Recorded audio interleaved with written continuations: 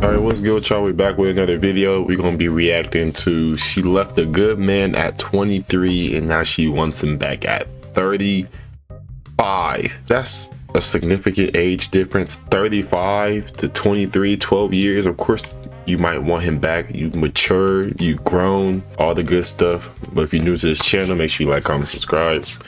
Let's get into this video. You think the grass is going to be greener on the other side. And then you go back to something that you dated when you were younger and you kind of realize, again, like you said, that person's mindset didn't necessarily grow over time. Things happen in your life that make you change a little. Things happen in that person's life that makes them change a little more. This time frame has passed, and now the things that have occurred during that time frame have changed the two of you in a certain way. And now you go back into the situation and you guys don't connect as much as you think. Okay, that situation could have worked out, but because of the time that has passed, you guys are not the same, and you think it's going to work out, but it doesn't necessarily happen that way. Now I'm a person that doesn't care for toxicity. I used to be a person that loved it because it was fun. I was young. I didn't have a bigger plan for my future, but now that I'm back with you, the toxicity won't work for me. So therefore, this relationship can't work. This was one of the things Alan told me, which I thought was like so great, and I've been running with it ever since, right? And this is my take on my analogy on dating an ex, right? So there's a story, an old story where there was a woman who wanted a pig. Okay, this woman wanted a pig, and she was a very rich, wealthy woman. She got the pig, she got the baby pig, and she dressed it up in all designer. She put diamonds on it, diamond necklace, everything. She made the pig everything that she wanted, right? And then as she, had the pig, one day it started to rain, right? And she got caught in the rain. And the pig almost broke her arm to jump out of her arms so it could run in mud.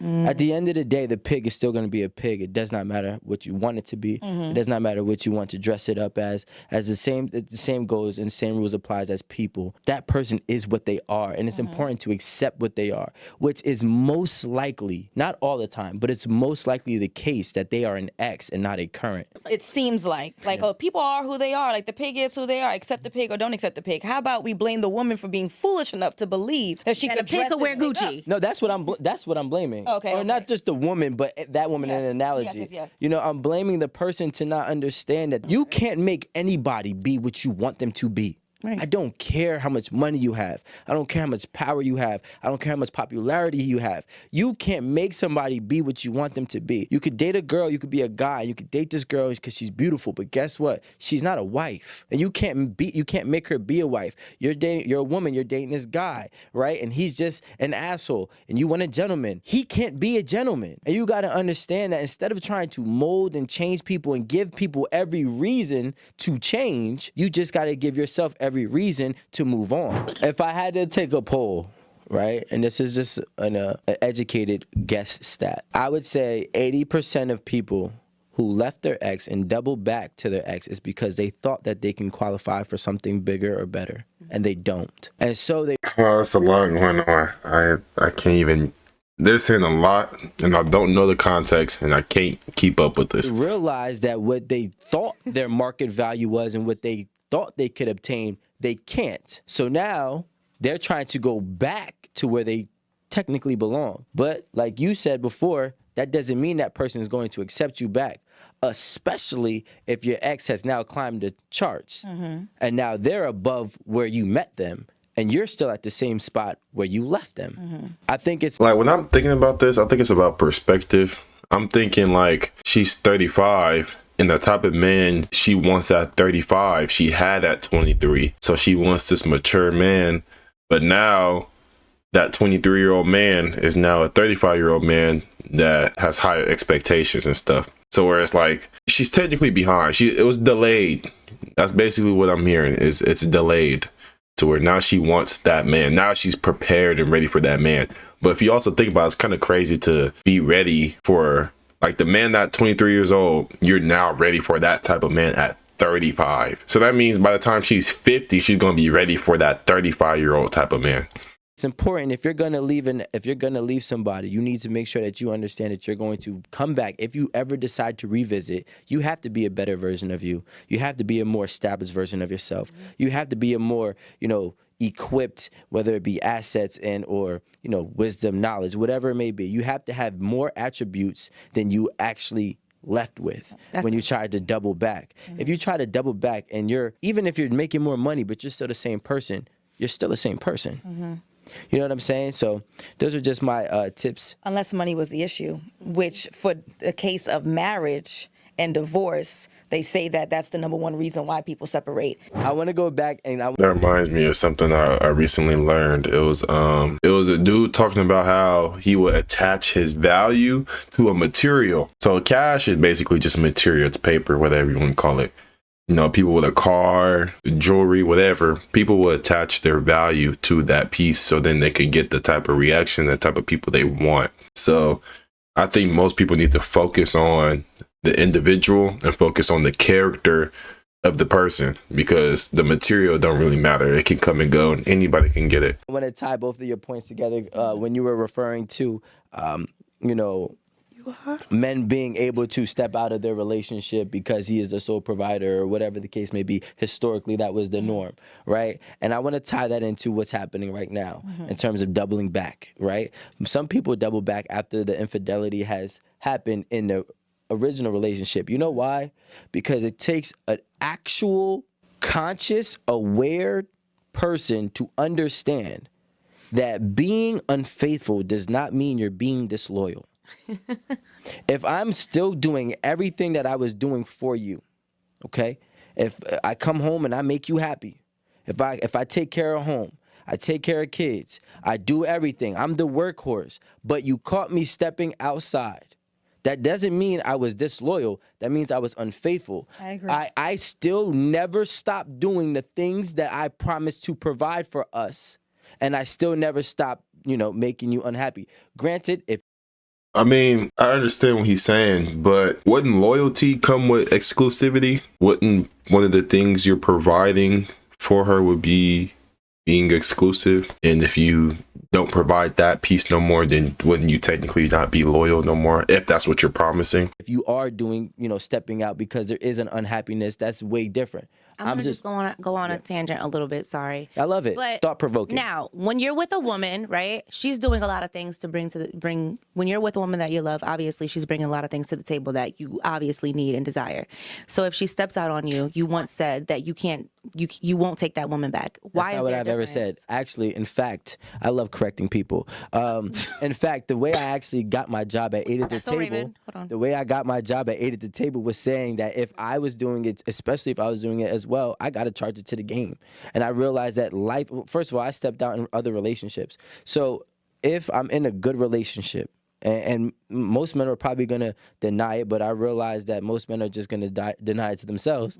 If you're in a good relationship with a woman and she steps out on you and she was still doing everything that she needed to do, granted, it depends on how she steps out. If she built the relationship, that's one thing. We're talking about like maybe a girl's trip, she fuck around and fuck Drake. I'm going to be mad. I think I do remember you saying, okay. I'm gonna be like, yo, I gotta charge it to the game. You know what I'm saying? say That's just that, what like, happens. bitch. You know what I'm saying?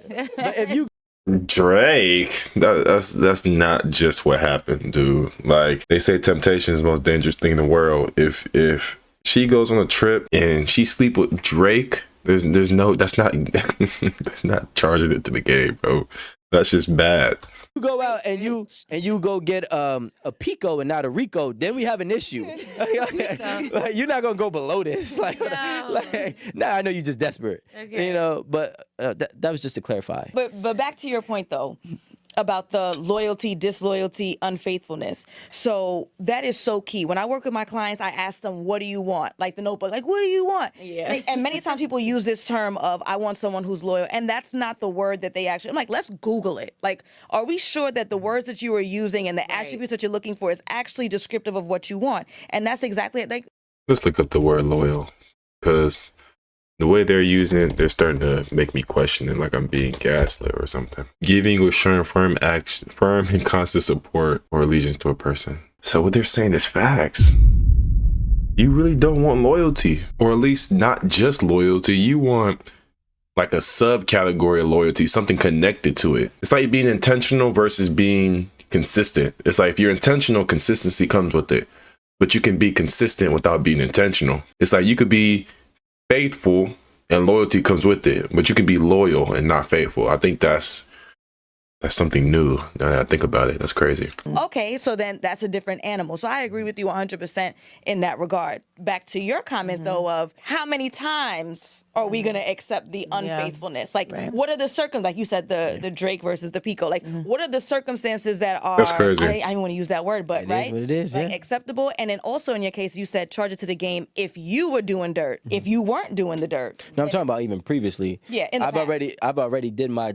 Listen, karma is coming. I don't know how she coming, but if it coming, like, well, I guess this is what I deserve. This is what happens. Right. So you just want to just deal with it. I know what I was. Listen, I know everything that I did in my life. It wasn't the most reasonable, right? But you see the foot tap. I do think that disloyalty and unfaithfulness can go hand in hand, though, because you're unfaithful but still be loyal to me. Like, I understand what Rico was saying, like he's still doing all of these things, but what are you telling this side bitch? Like, what are you telling this girl that you're cheating? Are you saying like my wife at home is a piece of shit? Like, oh, she's so annoying, blah blah blah. You're disloyal. Yes. But if you be like, I'm fucking you, but I love my wife. Like, I'm not leaving her. This is not like we're not gonna be in a relationship. Like, I love her. I'm going back. That is loyal.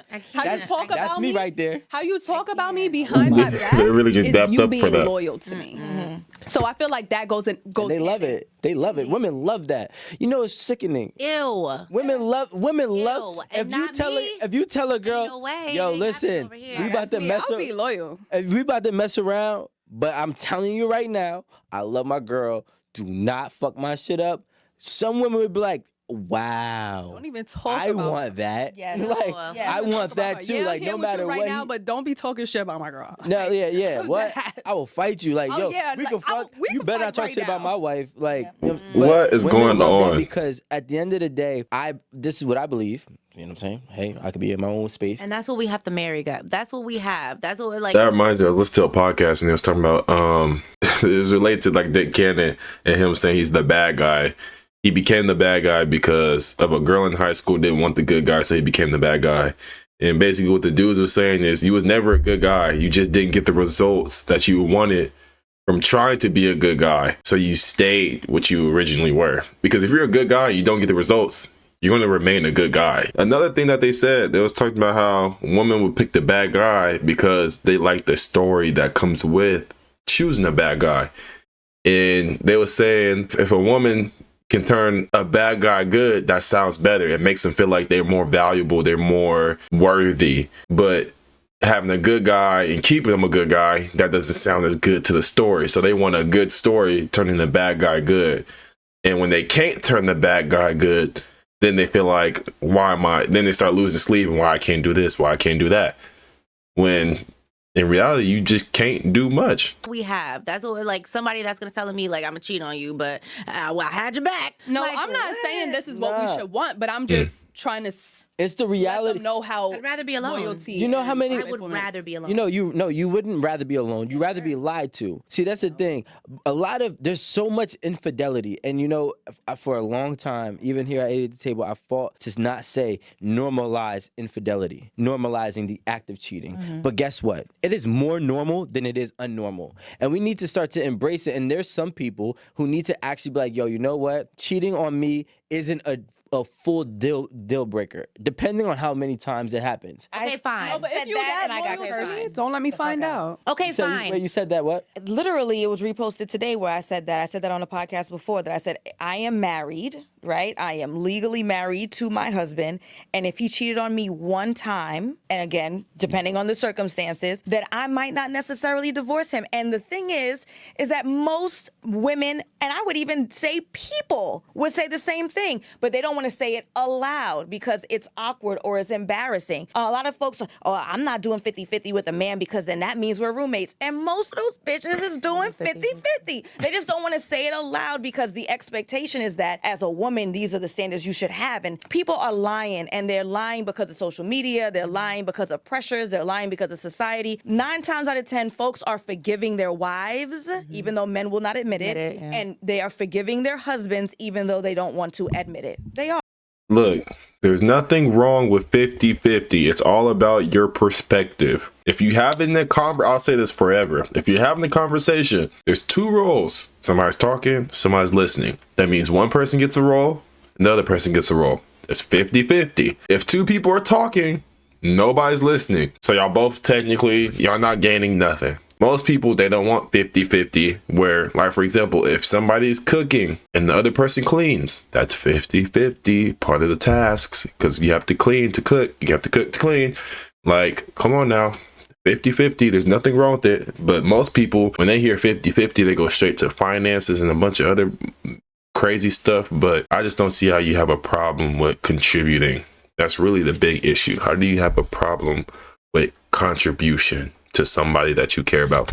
Is it that relationships get like boring maybe, or there's not enough sex in the relationship? Like, what is it that makes people decide, all right, you know, like, because in that case, why even be in a relationship if that part is just not fulfilling? I think that there's something that's lacking in the relationship, and I would even venture out to say that it's not even necessarily the quality of sex or the quantity of sex with their actual partner. It's not even that. I think sometimes people don't feel seen, they don't feel appreciated. It's the attention that this new person offers. A lot of times, especially if you speak to women, they don't even intend on the sexual act. They don't even intend, like, they don't even care about actually having sex with this outside person. It's the phone calls, it's the text messages, it's the compliments, it's the gifts, it's the dates that are more attractive. And then by default, eventually, like, well, I might as well have sex because that's the direction we're going in. But it's not even about the sexual act many times. So there's been possible times that you considered doubling back to an ex. What was the one thing that was pulling you back personally into that old relationship? Just the vibe. Loneliness. Damn. Just the vibe. I'm just. So, the loneliness. You felt that energy in her my heart words. wasn't aching to go back. I don't get loneliness. Like, I didn't like miss him that bad, but I was just like, all right, I'm real bored. He not even texting me no more. Like, all right, I'm gonna text him. Let's see what's up. A lot of Let me see times if he our missed me. partners be our best friends. Like, we talk every single day, multiple times a day. Like, you miss your best friend. So it's not even an issue of that person being the shit, but it's like, damn, like, I didn't get a text this morning. Like, no one asked me if I ate today. That's what you miss. It's like you miss relationship shit, not necessarily that person. Like, anyone could have been in that slot, but now I don't have nobody who's going to talk to me while I drive home. I don't have anybody to complain about my job to. Like, just missing that engagement. Everybody needs a friend. I think more that's what it is. Everybody needs a friend. Everybody needs someone to vent to, someone to talk to, someone to, you know, complain to, whatever. And I think that's when you have somebody that's there all day, you guys can, you know, you can complain about everything. So you ladies never wanted to go back to an ex? But see, I think I was more busy because I don't even remember like feeling lonely, like, oh, I want to just talk to somebody because I'm lonely. I'm just like, I can't even really remember ever being like, oh, I'm so lonely, I hate it here. I don't know, like, I just. So my that's question one thing is, that I just personally can't really. none of you ever was like, hey, maybe I might want to consider giving my ex a second chance or a second stab at it because they were a good person? I mean, good person doesn't mean good relationship. Well, they were a good person, and maybe you did have a good relationship. I'm just trying to figure out, you know, did you have a good relationship that, you know, met some type of obstacles that, you know, led you to split up, and then maybe you know, like, thought about, like, you should give another stab at it? Yeah, no, I mean, I told you there's one situation, yeah, but I just. Because you said the vibe, but what is the vibe? Like, what was the vibe that made you say, hey, I should give this another chance? I swear, something with women using the word vibe, energy, attraction, like, they use these interesting terms so broad and loosely, so then they won't have to tackle the actual thought or the actual deeper meaning behind stuff. It's like, oh, the energy, the vibe. No, what is the genuine, authentic answer? Because once you get that, everything else just falls into place. Everything else is more simpler, way more easier, but it just seems like they don't want that. Good. We had a good mindset together. We both had the same like goals, and we felt like we, you know, together we were just like, we complimented each other. Even when we would go outside, we would always get compliments like, oh my God, you guys look great together. You know, like, that shit feels good. You know, you're with someone, you work out together, you have the same goals, you want to go certain places like together. You know, you have a similar mindset, and in a way that makes you be like, yo, I miss that. I miss being with someone that gets me. Let's start with the ladies, okay? We're starting with who? The ladies. Wow. In terms of delusionality. I just made that word up. It sounds good. Okay. Delusionality. It sounds good, right? Can we get it like a written out right there? It does sound good. Delusionality. All right, man. It's not reality. You gotta put now. One of the biggest issues, salary. The expectation that their man or the gentleman that they're dating should be making this She's six-figure, smoking the a jewel, six-figure whatever. number, okay? Now, we're in the tri-state area, so I understand the desire to want to be with someone who's making six figures because you kind of just need that in order to function, right? But this expectation that that's what someone should be earning in order for them to be worthy of you is impractical, and I'm gonna tell you why. That they could lose their job in any given moment. So if you're giving someone a chance based on how much money that they make, and tomorrow they are unemployed and homeless or whatever it is, then you're now stuck with the dude who's unemployed or homeless because you only messed with him because of how much money he made. You know, that kind of reminds me when it comes to expectations. It's like, why do you expect them? And when you think about expectations, that means you believe that they will have this or they should have this. That's your expectation. You're not going to expect something and then think that they don't have it. You're going to expect something and that they do have it. So you want this man that's making over 100,000. You expect them to have it. Well, you could just be like, I expect you to want to get there, but why do you expect them to just have it, to live? That's just crazy. That's just crazy. It's not about how much money you make, it's how you manage it. Somebody could be the top cardiologist at a hospital making $400,000 and they own 10 cars and they have 4 houses that they're underwater and they're paying child support and alimony and they're broke every week. So looking at a specific figure as a measure of whether or not you should date someone is problematic and it's not going to work. So that's one of the biggest issues that I see with the ladies. Secondly, okay, let me add on top of that. When you figuring out, first of all, ask your question, what type of lifestyle do you want to live? You know, before you even get into a relationship with a person, understand the type of lifestyle that you want to live and how much does it cost to maintain that lifestyle. And the way you can do that is gather all your monthly expenses. And let's say your monthly expenses is $3,000. All you have to do is make $3,001 to then be that financial, you know, all your bills are paid to live the bare minimum. Like, these are needs, necessities. All you gotta do is make 3,001, and then anything on top of that, you smooth. And then that's how you build your way to financial freedom and financial stability, is by making more. Because you don't even have to make $100,000. If you think about it, you don't. You just gotta make more than what you live in by. And most of these people, like some high maintenance woman, they have their lifestyle be $80,000 a year, and they don't make $80,000 a year. So then they want a man that makes at least $80,000 a year to then afford that lifestyle. With the ladies. Height. In what world does someone's height dictate how well they're going to treat you or how good of a husband or father they're going to be? There's nothing about that man's height that's going to make him a better human being. D1 athlete. And again, I'm not saying that you should be dating folks who are necessarily like super shorter than you, but you're 5'2" and he has to be 6 feet. Why? Why? It's unreasonable. Even in your tallest heels, he's still going to be taller than you. And I understand generally the idea is the taller the man, the bigger the man, the more likely he is to protect you. It's more animalistic than it is like reality, but still impractical. Animalistic, that's perfect word. This desire to have a woman who has this very particular physique, especially for black women, right? Usually bigger titties, smaller waist, flat stomach. However, usually the women who look like that are going to have higher expectations than what that man can afford. And it's not nice to say, but if she's getting tons of attention and she's this really beautiful woman with this amazing physique, then that means that usually she's going to date the kinds of guys who do have the 6 figures, who are taller, right? Who are more seemingly attractive. You probably can't afford the lifestyle that she's going to ask for. So it's unrealistic to have this, I want a woman that has this body, or I want a woman who looks like this, and we're not looking at her personality, we're not looking at her behavior, we're not looking at her traits, and then you're surprised when she's an airhead, or you're surprised when she's a bitch. Well, that's what you wanted, that's what you got. That's interesting. She's saying, woman, y'all looking for men that's making all this money, and y'all looking for these tall men, right?